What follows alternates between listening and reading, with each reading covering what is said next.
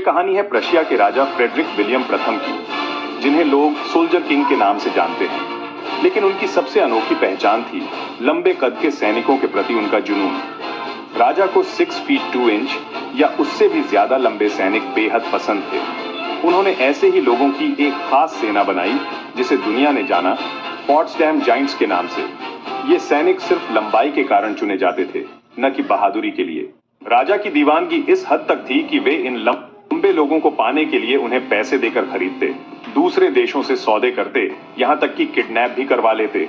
रूस के jar Peter महान ने तो कूटनीतिक उपकारों के बदले उन्हें कुछ लंबे सैनिक तोहफे में दिए थे। इन सैनिकों को नीली चमचमाती यूनिफॉर्म पहनाई जाती थी और उनके सिर पर 45 सेमी ऊंची टोपी, जिससे उनकी लंबाई और ज्यादा डरावनी लगे। लेकिन मजे की बात यह थी कि राजा उन्हें युद्ध में भेजने से डरते थे, कहीं मर न जाएं। इतना ही नहीं, राजा ने तो इन लंबे सैनिकों की शादी लंबी कद की महिलाओं से कराई, ताकि उनके भविष्य के बच्चे और भी लंबे हों।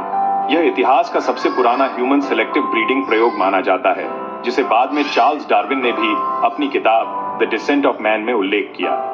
हालांकि इन सैनिकों की जिंदगी आसान नहीं थी। जबरन भर्ती, आजादी की कमी और राजा की सनक ने कई सैनिकों को भागने या आत्महत्या तक पर मजबूर कर दिया। फिर भी उन्हें अच्छा खाना, अच्छे घर और ऊंचा वेतन दिया जाता था। 1740 में जब राजा फ्रेडरिक विलियम की मृत्यु हुई तो उनके बेटे फ्रेडरिक महान ने सत्ता संभाली। उन्हें अपने पिता की ये अजीब फौज बिल्कुल पसंद नहीं आई।